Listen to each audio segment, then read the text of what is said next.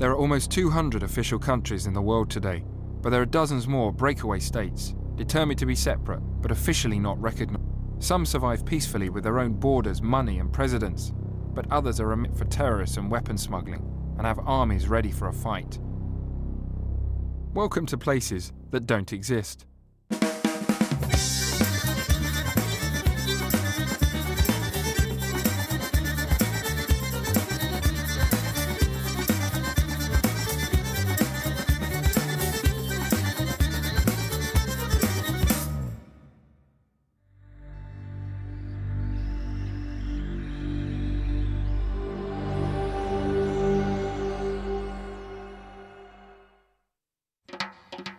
Georgia has a particular problem with breakaway states.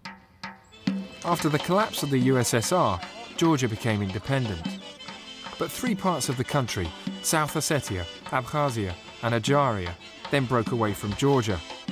Conflicts broke out, thousands were killed, and the whole region has suffered ever since. I drove with my guide, Natalia, through Georgia to South Ossetia on Russia's southern border. On the way, we saw posters of the new Georgian president Saakashvili, who took power in winter 2003. The new president, who's supported by the West, has vowed to bring all the breakaway regions, which the Russians support, back into the fold. Although officially one country, this is where Georgian jurisdiction ends. Tensions were high at the border. Just a day before, 50 Georgian soldiers had been taken captive by South Ossetian forces. Well, these guys are now saying that we actually can't go back because the South Ossetians might try to kidnap us. We can't go forward because the Russians are ahead of us and they won't let us go past either. So we could be stuck here at this Georgian checkpoint. The Georgians will take us to up to the point where the peacekeepers checkpoint. It's about 5 kilometers from here. So then we'll have to talk to the Russians and Ossetians and see whether they let us in, because that's where the Georgian jurisdiction ends. So we're in no man's land now? Yes, that's right.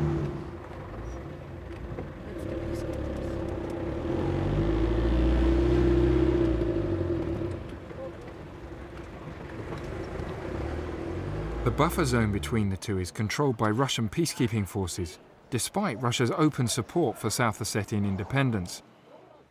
Georgians say the Russians just want to keep soldiers in Georgia. Natalia spoke to a group of Russian soldiers who are happy to explain where their loyalties lie.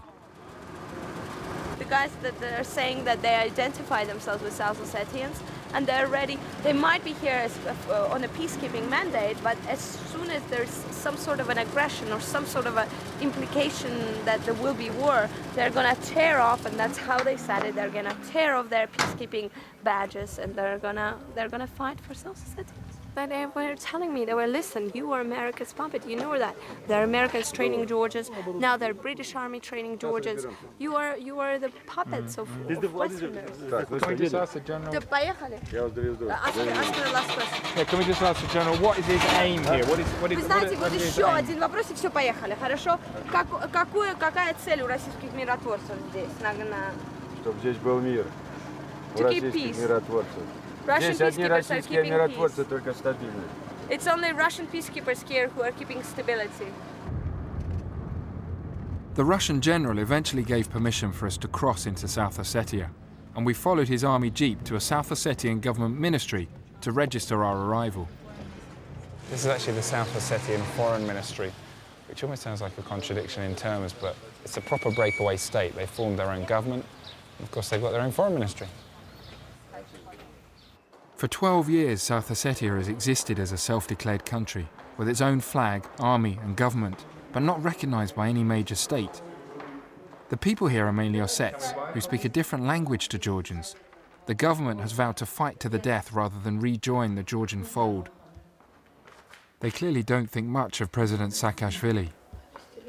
We've got a South Ossetian magazine here, a news magazine, and it's got a picture of the Georgian president Mikhail Saakashvili on the front. It's hard to think of a more unflattering portrait. He's got a hand of America using him as a puppet. It's even got him with a swastika armband on, leading death and pestilence into South Ossetia. It's really rude. Here's more news from South Ossetia. These are the Georgian troops who were taken captive or hostage here, depending on your point of view. We were just doing this. Show the tape. We just filmed this. You just walked in when we were doing this. You see, look. Now you're happy.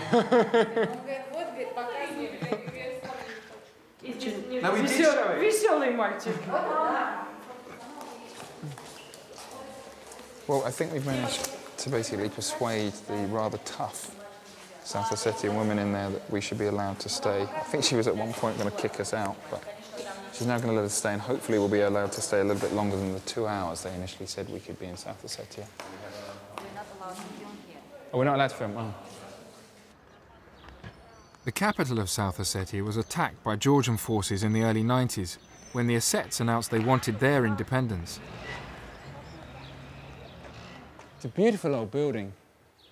And this is the South Ossetian flag on the roof. They're saying that where there's new plaster, this is where bullets hit the building during the war just over 10 years ago. Well, they don't want you to film that. It's not take there, picture there. Why? I think basically because over there is the government ministry, maybe where the president works. And they're saying they don't want you to film that. President of South Ossetia is right behind. Ah. Where is it? Which one is it? Just over there. Can we go and speak to him? No, we can't go talk to him. It's the president of South Ossetia just over there. He's just gone now. And we really wanted to speak to him, but they're saying we can't. They won't let us go and chat with him. They're saying before we take your tapes away, just keep going. Leave before we take your tapes away. Okay. I was speaking with one of the girls who is accompanying us. She's from the Ministry of Information, and she was talking about how they really distrust everything that comes from the outside, whether it's Georgia or the bigger outside. But we had an interesting chat about President Saakashvili, and she was saying how much people despise him, and that really his reputation here is that just he's seriously mentally disturbed. The Ossetian government gave us a local guide who took us on a tour. First stop, the local market. People were reluctant to talk to us at first because our guide was telling them we were Americans. No, not America. From London. No, not America. No, not. Did you say America? Yes. No. From London. We're not from America. From London. From London, but it's not America. Once our nationality was cleared up, people became friendlier. Hello, hello. So they've got lots of produce, as you can see. Ooh, spasiba. We thought there was no food in South Ossetia. Ah, spasiba. Spasiba. Because this is what people say in Georgia. Almost everyone in South Ossetia has someone close to them in the Ossetian army. She has a son, and he defends us from Georgians. He is afraid that his son may be killed.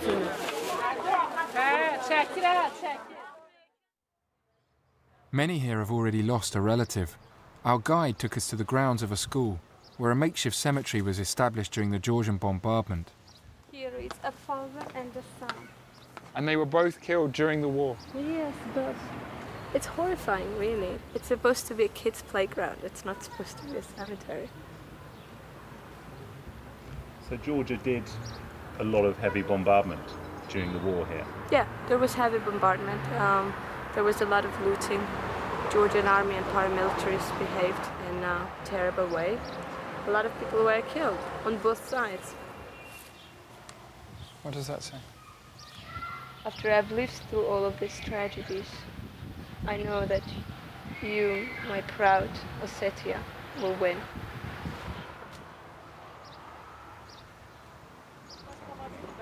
Technically, our time is up and we have to leave right now because we were already stopped once by KGB here and checked our documents. So if we're stopped again, we're going to get kicked out because our accreditation time has run out. But we might try to persuade them to give us some more time here. To buy some extra time, we persuaded our government guide to take us to a local restaurant. But she wasn't happy. I suppose she's got a right to be fed up. Her brother, cousin and father are all in the army, along with all her neighbours. And it's a very tense time. Are you worried for them? Yes. They are on the border with Georgia? Yes. Is it stressful time for your family? There is much stress within your family?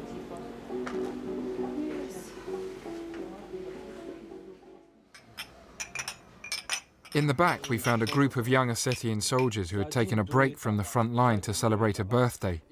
They were too young to fight in the last war, but all were affected by it. Our fathers died in that war. Now we're ready to die in a new war to protect our freedom. You mean you have expected this, that it might happen again? Of course we knew this would happen because we will never allow the Georgians to rule us. Throughout Ossetian history, they've always tried to push us around. We've never submitted to that and never will. There were reminders of the influence of Moscow everywhere. Russian President Putin is a hero here. We were running out of time, and the KGB wanted us to leave.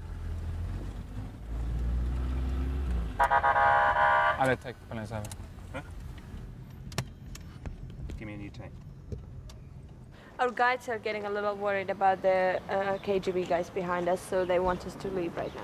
Spasiba. Not at all. Thank you. I hope to see you again. I hope to see you both again. So do I.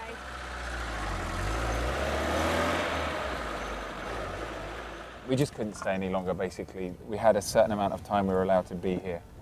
And the KGB, as they still call them here, were insistent that we leave. The only opportunity for us to see the South Ossetian president, Edward Kokoity, was on a videotape of him training with his army.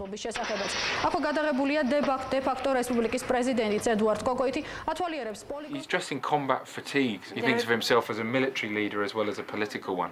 Yeah, he does, and he's preparing for war, and that's what he says here as well. This is basically to warn everyone that this is no joke.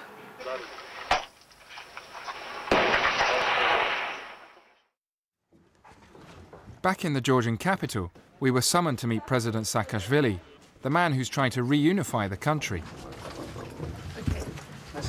It's the president. Hi, how are you? Simon from the BBC. Hello. Nice to see you. Nice to see you too. This is Will, and I believe you know Natalia. Where are you going now, sir? I'm going to meet, there is more population of people of Ossetian ethnic origin that came here for demonstration. Right. And basically, well, they didn't expect to meet me, but... You're going to go and say hello? Yes. And what are they out here demonstrating for? For peace. For peace, that's what we want as well. Like, looks like Russians want to stir up trouble on the border there, but we are trying to keep things calm. We don't need any other bloody clash there. And how difficult is the situation vis-a-vis South Ossetia at the moment? Well, it's a very small piece of territory, but looks like that for Russians it's kind of Maginot line of defense. God knows for what interest. So, right. On the one hand, we are trying to settle things. On the other, it's the kind of leverage over us. Right. Yeah. Are you worried about the possibility of conflict? Is it a serious possibility? Well, there is chance that there will be clash, but we hope it won't happen.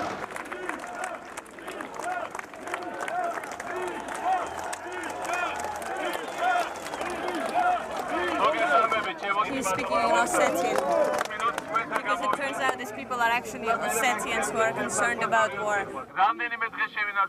He says, I'm praying, every night I pray for peace.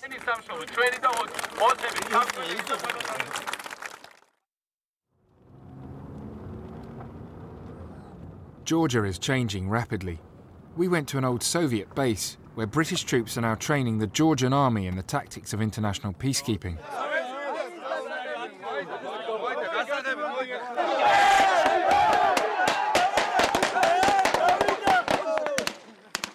Local medical students added a touch of realism. Go!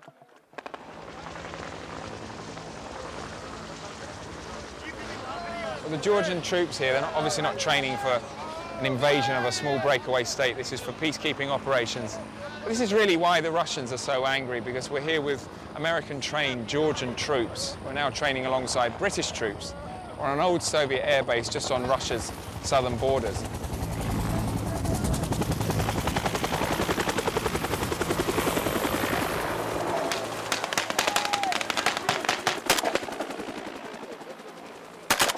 All they've ever been trained in is Soviet doctrine and war fighting. So this is completely new to some of these guys. Likewise, running, structuring, planning, scoping an exercise along Western lines, along the way that the British Army does it, is also new. So the whole thing is a huge learning experience for them.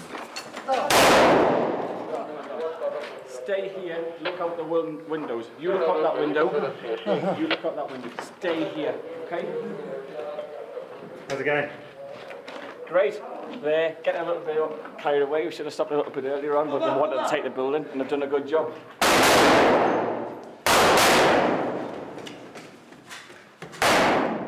Much of their military hardware has been provided by America. What did you think of how the Georgian soldiers handled things today? Were you impressed or by what they did? It was quite impressed by their discipline, very aggressive. Is that good or bad? Too aggressive for peacekeeping. But in a lot of other aspects where they need to be aggressive, great. But when we left the peacekeepers just down the road, we found Georgian troops preparing for war much closer to home.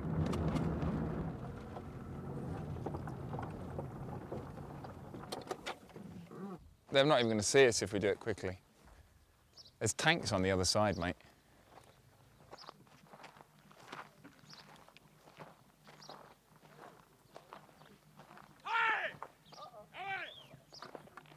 We were just trying to get close to a Georgian train that is just behind me, loaded with tanks, armoured personnel carriers and artillery. And they're shouting at us now.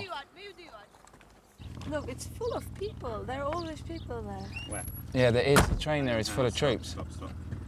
Wait, 1 minute. Keep filming. Just keep filming, please. Yeah, All right.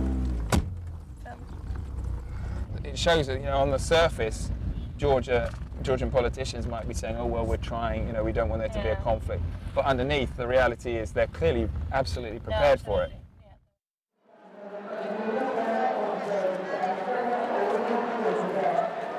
Georgia seems to have a real problem with breakaway states. We're just about to get to overnight train west across the country to Ajaria, which is a breakaway region of Georgia that President Saakashvili has just brought back into the fold. And that's the reason why South Ossetia and Abkhazia are so worried. We were very lucky to get on this train, actually. And we've managed to secure the final sleeping compartment, but it's the end of the train by the toilet, so we're not sure what it's going to be like. Well, there's a bit of a stink. So we're trying to get the window down, but as soon as we push it down, it goes up again. Oh, tiny little bit more. Oh, there we go, okay. Okay. Oh, we're right. We'll survive. In Soviet times, the Black Sea resort of Ajaria was a favourite destination for Soviet holidaymakers and the old Communist Party hierarchy. But more importantly, it's the country's major oil transit port.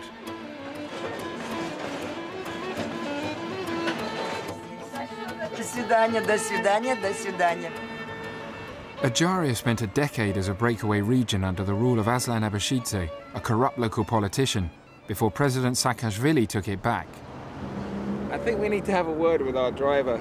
He's an undercover cop, or he's got some useful props that help him to get through traffic jams. This is fantastic. Can I buy one of these? This would be so good in London. So he is a police officer? Yes, it turns out that he is. He's off duty. We should Ну сейчас отдыхаешь. Отдыхаю, да. Yeah, he's on holiday now.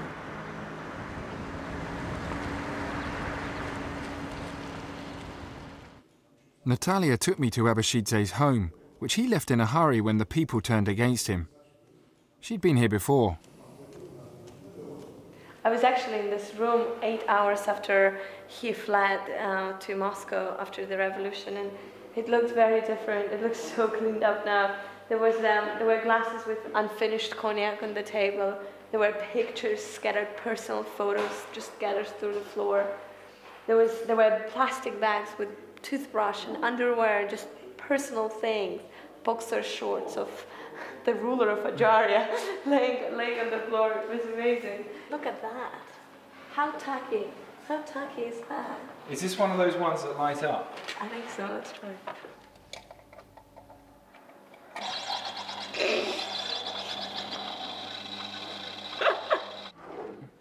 See if he's left any stationery. I'm running short of post-it notes. Oh, hang on. He's got some business cards. Imagine giving those out at a party.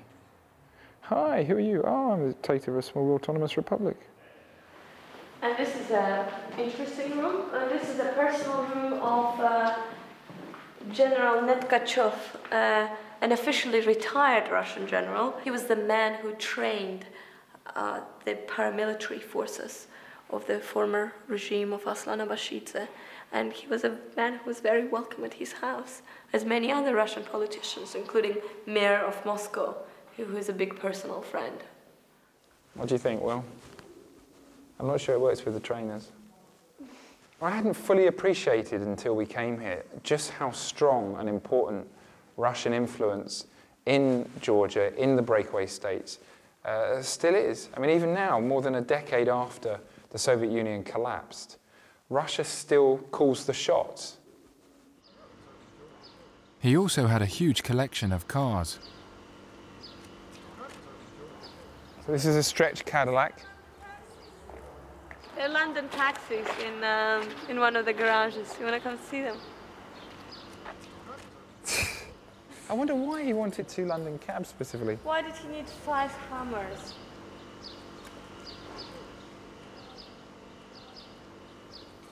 There's another one over here. Seems to have a new driver. It's very exciting. This is a fancy one.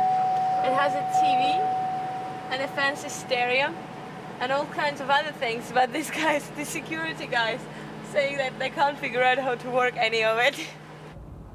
There's an on button here, I'm not sure. Hello, I'm Lisa Davis, an advisor at the OnStar Center. 24 hours a day, every day, we're here to assist you at a moment's notice. We're able to contact emergency services and help them get to you quickly. Out of gas or have a flat tire? Contact OnStar and we'll get roadside assistance directly to your location. Everyone in the country wants you out. Just call the toll-free number in the United States. To help locate and recover your vehicle.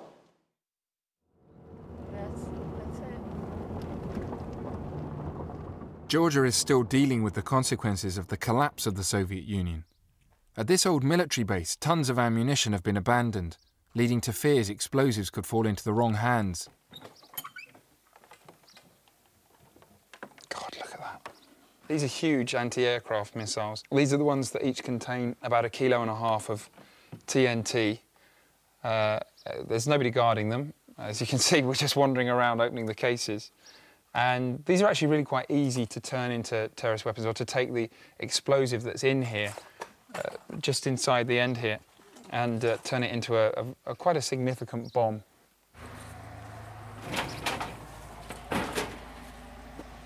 Well, this one's locked by a piece of string.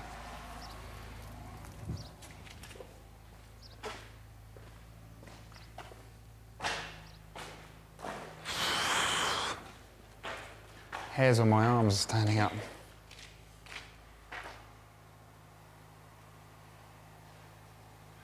The rusty ones, they apparently are the ones that they found outside the base, ones that just people would steal and take them apart in the bushes, take copper parts and just throw them around. You can see they're falling apart. Yeah, and that means once they start rusting, they can explode on their own. How many are there here? Do we know? Hundreds, thousands? Just in this room? These are the 30,000 that they dismantled. Now they need to melt TNT out. Scientists here are trying to dismantle the shells and remove the explosives, but they're hopelessly underfunded. I was then taken to see far more powerful rockets lying unprotected and unguarded. There's not even money for petrol for a lawnmower to cut the dry grass, a major fire risk. There are 200 kilos of TNT in each rocket. One can destroy almost anything. They are extremely powerful. For example, a skyscraper, no problem. How easy would it be for somebody to take the explosives in these missiles and use them in a terrorist weapon? Everything is inside. That's why a small spark or static discharge will detonate them.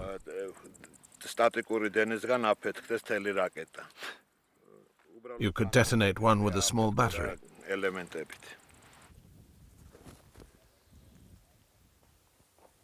Well, this is the fence around the base. There is no fence. There's nothing there.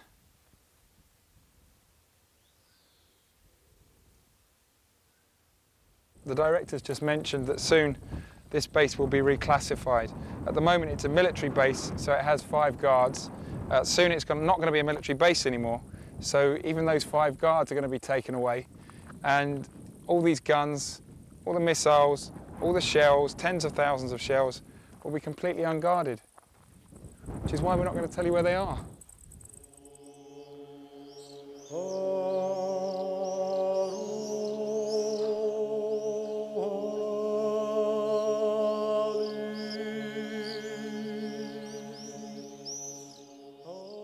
We travelled west to Abkhazia, the largest of Georgia's breakaway states. After declaring independence, they also fought a war with Georgia in the early 90s that killed thousands and ended in uneasy stalemate. The United Nations has an unarmed presence in Abkhazia. This checkpoint is under Russian responsibility, and they're responsible for security here. We'd been warned it would be difficult to get in, so UN peacekeepers said we could hitch a ride with one of their patrols through the southern part of the breakaway state. So where are we now? Now we are on Abkhazian side. So we're in Abkhazia? We are in Abkhazia. Oh, sorry. Sorry, we have... So you can see the refugees. Здравствуйте. Это официальные гости ЮН, журналисты. Журналисты, документы их мне, пожалуйста, и кассету пускай вытаскивают. Запрещается. It's forbidden to take shots. Okay. We will not. We're just crossing back into Georgia from Abkhazia because the Abkhazian authorities have refused to allow us in. They're being completely uncooperative and refusing the ability to discuss things with us. They just say, "Nyeh," just kick us out. We tried to enter Abkhazia several times, but were refused, like many others. When war broke out with Georgia, thousands fled and took refuge wherever they could. Years later, this old tea factory is still home to a number of families from Abkhazia. What kind of life are you talking about? Do you call this life? There's no electricity, no food, no water. This is not life. They get electricity for 2 or 3 hours every 15 days. And they have running water only when they have electricity. He told me his final wish was to be buried in Abkhazia, his homeland.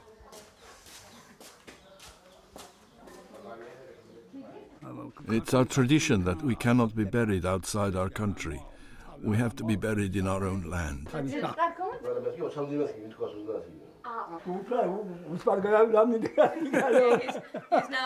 He's now telling the story. He's like, oh, the easiest way to get to Abkhazia is to die and get yourself a place at the cemetery.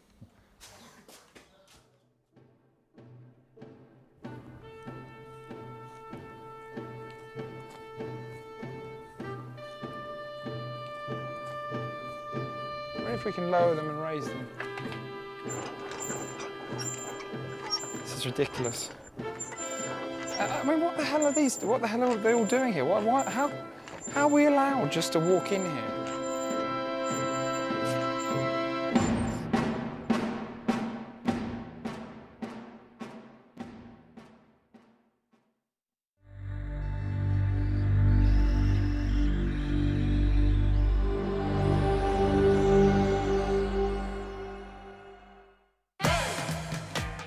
"100 years ago, Muslim Azerbaijan used to supply half the world's oil. In recent years, Western oil firms have invested vast sums here. But officially, Azerbaijan is still at war with neighbouring Armenia. My guide Tural took me to see the front line.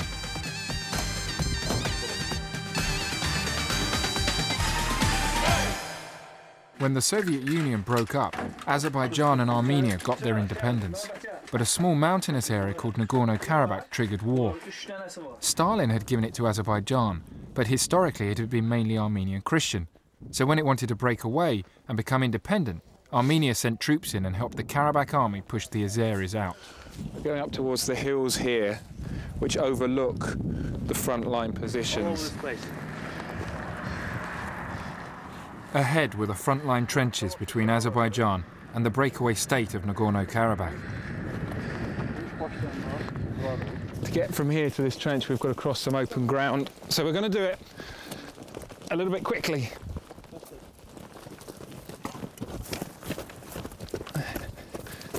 The front line here is still very dangerous. There's been people killed regularly, and there was a guy killed here just last weekend.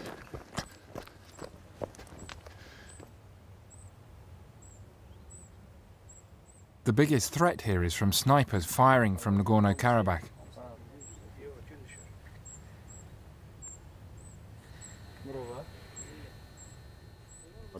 A sniper could shoot you here, within range.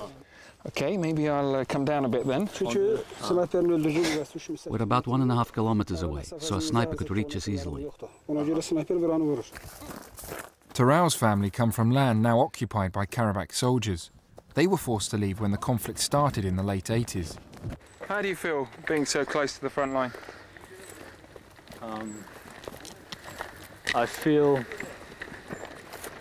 I have a temptation here, being so close to my native land. The sense of revenge is growing in me.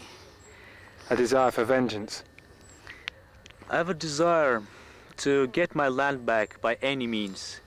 And if a warfare is one of the powerful means, is one of the real means to get that land back, I'm completely ready to fight for the freedom of my homeland. We left the front line and headed back into Azerbaijan.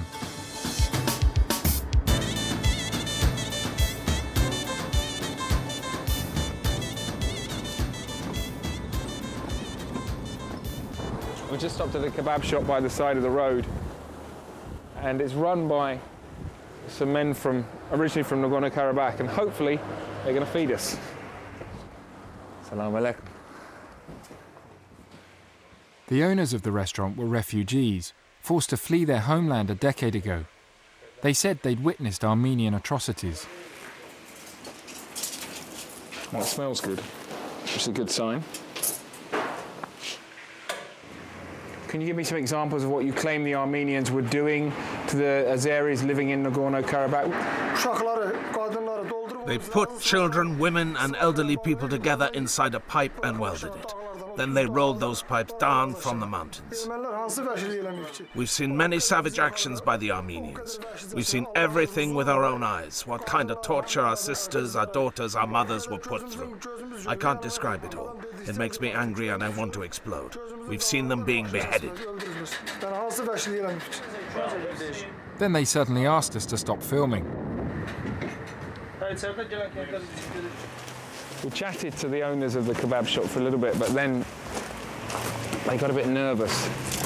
And so they said, why don't you go and have some food, because they felt a bit tense talking to us. There's a lot of concern, even amongst refugees, about talking about Nagorno-Karabakh, because it's such a contentious issue. Even now, more than 10 years after the conflict is supposed to have ended.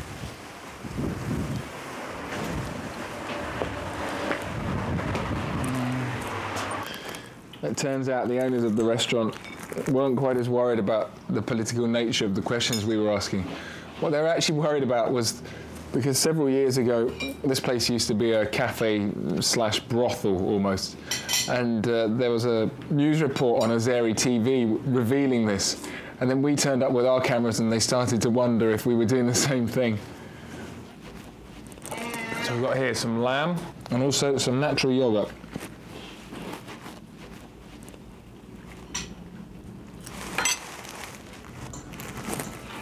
I might leave that.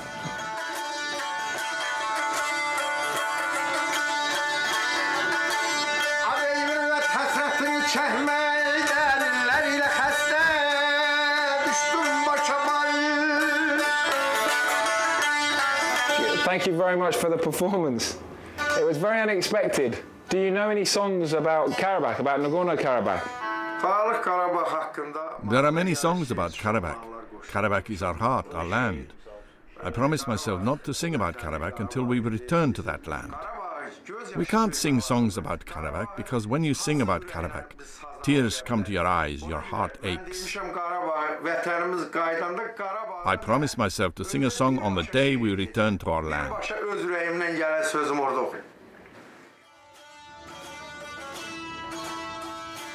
Almost all the Azeris living in Nagorno-Karabakh were forced to leave during the war and found shelter wherever they could in Azerbaijan.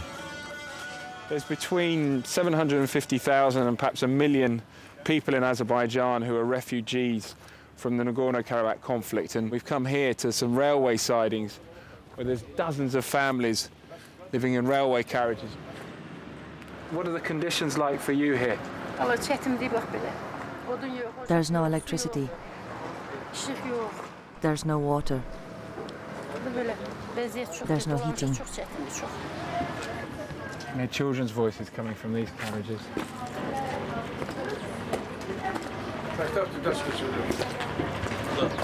It's a school here.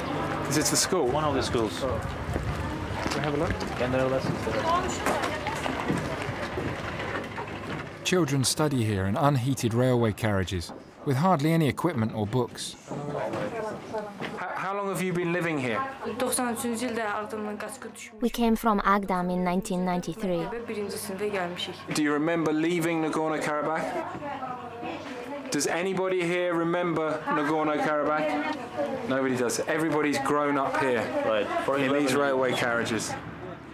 The younger generation might not remember life in Karabakh, but memories of the war are everywhere in Azerbaijan.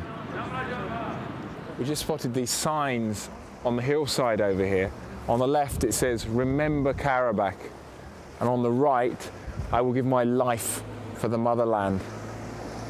So no one's going to forget about Nagorno-Karabakh around here.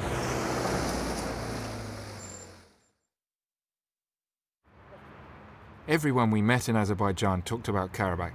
We'd been invited to meet Aygan Kasimova, Azerbaijan's #1 pop star. She regularly sings about Karabakh. Assalamu alaikum. Nice to meet you. How are you? Very well, thank you. How are you? Fine, thank you. And we've come to watch we come to watch you singing.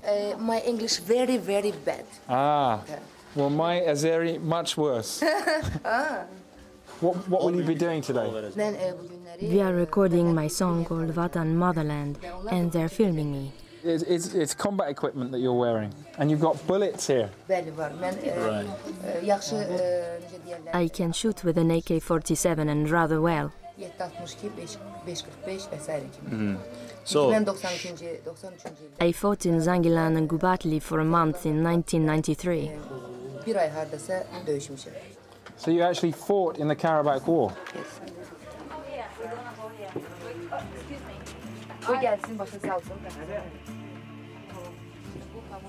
So I think we're going to be allowed to stay in here while she sings.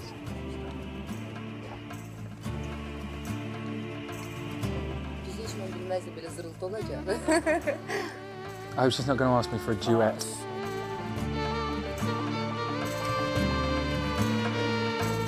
Göğü tutup ruhların harayı, virane kalabilir yurt sarayı. Ahımdan bir seda göğe ucalır, vətən dardadır o köməyə çağırır.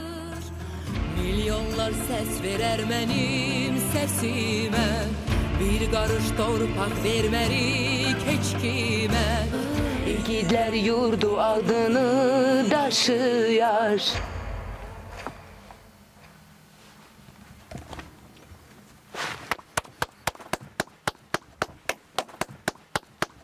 How have your experiences affected your singing and the songs that you sing? Sırf Every time I sing, I close my eyes and all I can imagine is Karabakh. We are facing this horrible problem. Every time singers like me sing songs, all we can think of is Karabakh. Karabakh stands in front of our eyes. That's all we can think of. Yani Karabakh, Karabakh, yine de Karabakh.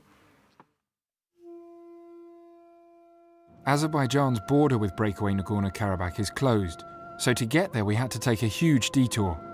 We drove over the mountains into neighbouring Georgia and on into Armenia. It's a little bit chilly out there.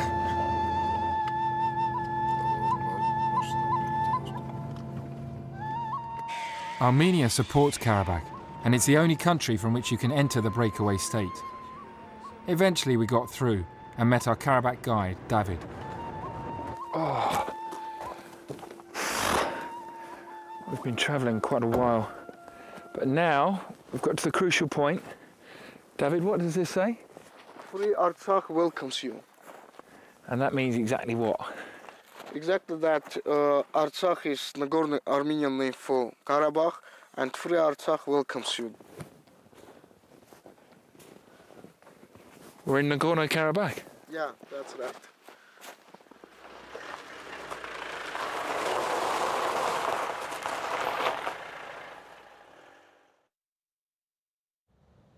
The capital of Karabakh is the small town of Stepanakert. During Soviet communist times, it was a provincial Azeri town under Muslim control. Now the only people here are Christian Karabakians with ties to Armenia. Although the Christians won the most recent conflict, they feel they've suffered in the past. Armenians accuse their Muslim neighbours of killing millions of them in recent centuries. It means Armenians and the people of Karabakh fear new conflict, and even students at the local university must be prepared.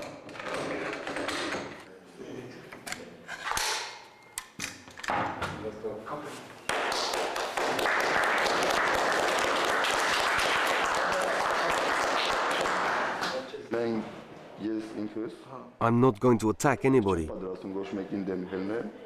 I'm just preparing myself to defend my motherland.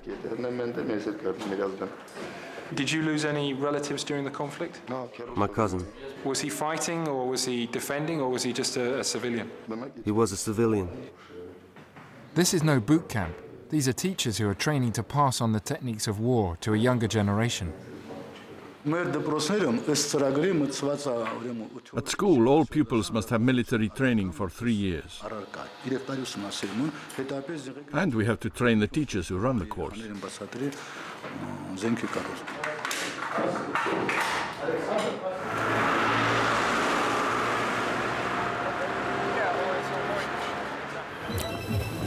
This is the main market in Stepanakert. We're going to see if we can get any souvenirs and just see what's on sale. Because Karabakh cannot trade with Azerbaijan, most of the goods have to come over the mountains from the Armenian capital, Yerevan.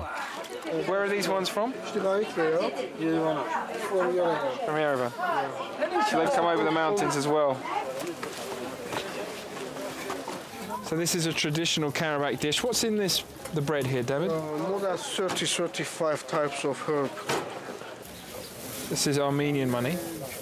This is 1,000, which is roughly £1. So I'm going to pay 200 for our piece of bread here, our herb bread. Very tasty. During the war, Stepanakert saw heavy fighting when it was besieged by the Azerbaijan army. So the Azeris had their guns up here? They had their guns, they have special type of machine, car which launched missiles, and actually you know that it's like on palm of your hand, so you can even target individual houses, individual streets. There were even snipers who could shoot nearby houses.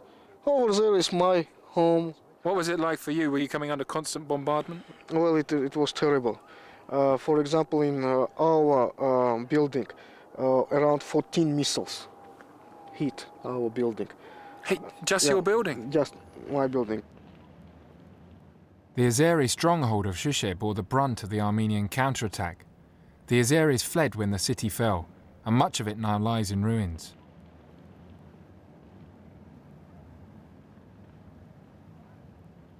During the war, every single building was a kind of fortress, and severe fighting took place here. What happened to the people who were living here? Actually, civilian population left Shushi before it was taken by Armenian forces, by Karabakhi forces. So only military personnel was here. No civilian from Shushi suffered because Karabakhi army left a corridor for them. So they left to Lachin, from Lachin to Baku. The truth of what happened here is hotly disputed by both sides, but thousands of Azeris clearly fled in fear of their lives. The Karabakh authorities are quite happy with us showing this sort of devastation because it's the area from which the Azeris bombed Stepanakert during the war, but they're refusing to allow us to see villages that were Azeri before the conflict and were completely destroyed by the Armenian forces. The population was forced to leave or left of its own accord, and they're very worried about the image it creates of the conflict and the image it creates of Karabakh. Some international observers have said that the Karabakian authorities have destroyed Azeri villages deliberately to prevent anybody returning, so there's no chance of people from Azerbaijan coming back. In the centre of the city stands an Azeri mosque, one of few reminders of the past. Oh, it's an empty shell. The authorities in Karabakh say they're protecting this mosque, preventing anybody from damaging it. It's quite miraculous that it's still standing given the level of the ferocity of the fighting and the hatred between both sides, but the fact remains this mosque is in a Christian Karabakh town and there's no Muslims left who can worship here. Both sides suffered during the war. This city is now home to Armenian refugees who left Azerbaijan during the fighting, along with their children.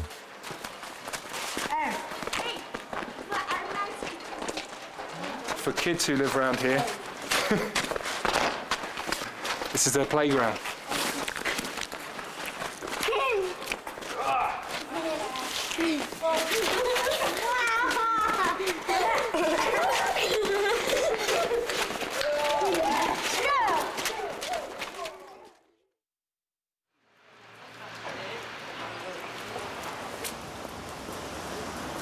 We've been invited to a wedding, so we're just going to go to this carpet shop and try and find the bride and groom a present. David, what's this picture of? This is a picture of Gandzasar, one of the most important spiritual centers in Nagorno Karabakh. And it's very common to depict, symbols of Karabakh on carpets. Some carpets serve as reminders of the war. What is that? It's a rocket-propelled grenade, I think. Yeah, again... A machine gun over here. Tank here. Anti-aircraft guns here. Another tank here. What does it say here? They say that you have to be powerful to have rights. You fight from a position of strength. Yeah. I've got my carpet. I'm going to give as a gift. Thank you. Thank you. Thank you. Before the wedding, we left the capital for a couple of days and headed out to the country. We've left Stepanakert and driven north through Nagorno-Karabakh, heading towards an area where there's some demining going on, trying to get rid of some anti-personnel and landmines that have been left over from the conflict. The demining operation is run by the Halo Trust, a British-based charity which works around the world. I don't know how you operate in these. You get used to it, you get used to it. How many hours will people have to work wearing this? The deminers do 7 shifts of 45 minutes each, depending on the weather. Today's a great day, brilliant day for demining. It's not too hot. In the summer it gets very hot, but today's a great day for demining. I love the way you say that. It's a lovely sunny day. Let's go to a minefield. Have you seen the pigs going in? Pigs, cattle, dogs, we've got no control on where they go. And a lot of the accidents have happened to animals. So what we do is we stop all demining. As soon as an animal goes into the area, we stop demining, move away from the area, try and get the animals out, or wait till they've actually left the minefield. The farmers also follow their cattle and livestock into minefields? Yeah, they do. Yeah. So you found a mine here? This one here in Russian says PMN2. PMN2 is a Russian anti-personnel mine. Nasty? Very.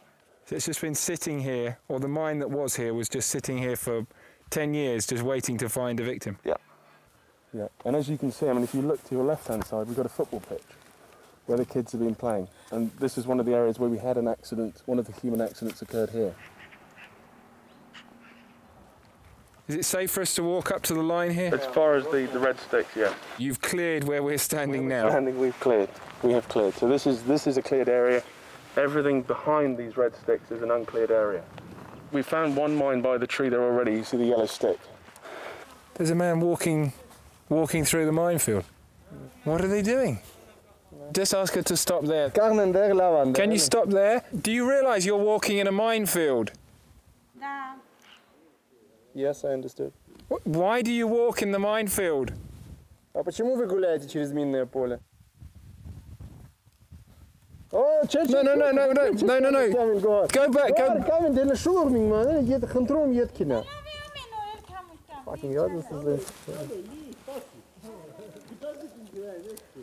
So she could detonate a mine now, possibly killing herself. Yeah.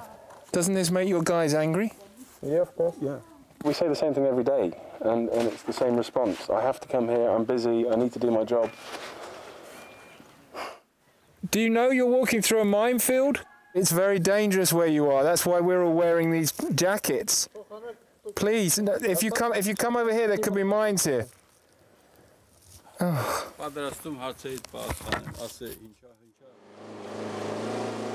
Despite landmines and wars, the people of Nagorno-Karabakh say there's something special about this area which encourages a long life. They claim that if Nagorno-Karabakh was recognised as an independent country, it would have the highest rate of longevity in the world. Few outsiders have been able to check the claim because of the threat of conflict. But to illustrate the point, David suggested we stop at a graveyard. Yeah, look at these two. This couple, well, the first one lived from 1877 to 1975. 78. Is that 78? Yeah. So 101, and then 1880 to 1975. Yeah. So both of them were nearly 100. Look at there's a photo, a picture of them just there. David was saying that he found a grave here once indicating that the person lived to be 136 years old, so we're just trying to find it now.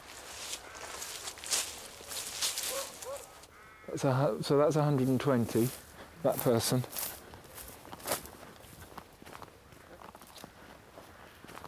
This one, 1822 to 1937. Yeah. 115. The man lived 100 years, 1875, 1975. And the woman, 1885. Till now she's alive, the wife. She can't be still alive. Well, come on. As I told you, Nagorno-Karabakh occupied the first place in former Soviet Union by number of people aging 100 and more years old. First place in former Soviet Union. Do you seriously think that the wife could still be alive? She would nearly be 120 years old. Yeah, yeah. But you think she could be alive? Yeah, yeah. People from all over Nagorno-Karabakh are buried here. So even if she was alive, she could be anywhere. The Karabakh army agreed to take us to see their front line with Azerbaijan.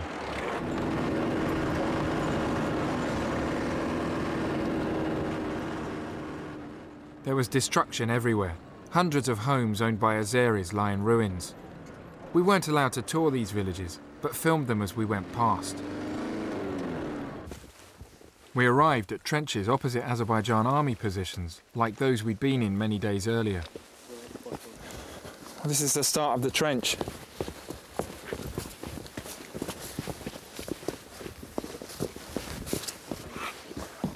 These trenches are much more professionally made than ones we saw elsewhere.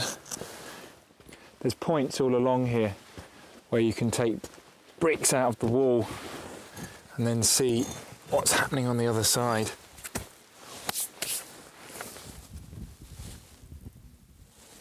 I've just pulled quite a large stone out, and I've just realised I've left quite a large gap here, but I think we're at a distance in which it would be quite hard for a sniper to get us. Actually, maybe it wouldn't. Maybe I'm not going to take the risk. I'll pop it back like that. The bunkers are manned round the clock by young conscripts watching the opposing trenches. Their officers told us they expect an Azeri attack at any time.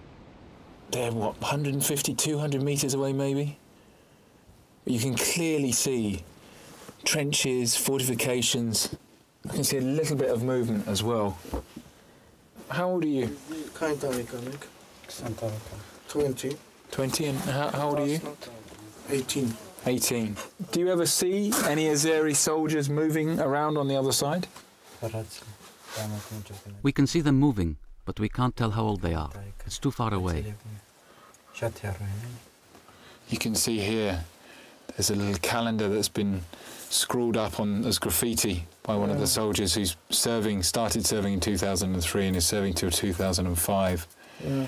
And they're halfway through now, they're colouring it in as they go. It's taken us many days to get from the Azeri side of this border all the way round to the Karabakh side. And on the way we've heard so many stories from people about how they've suffered and what happened to them during the conflict. And you are left feeling that there's no natural end to this conflict. It feels as if it could go on for many years to come. We left the front line and returned to the capital for the wedding. But when we arrived to give our carpet, things weren't going to plan. The electricity's failed, so they've got candles on the tables. We can see there's scores of people here. I don't know how they're going to have the wedding by candlelight. Imagine how the bride and the groom must be feeling. The biggest day of their lives.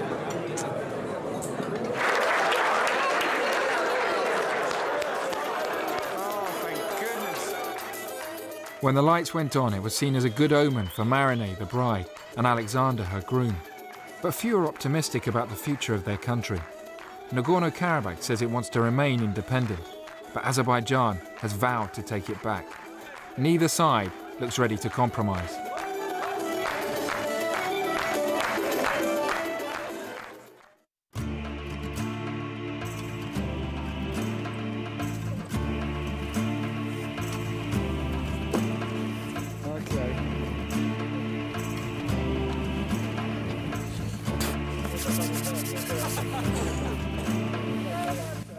Ever so slightly closer to home, restoration nations in the north of England. Next, here on BBC4.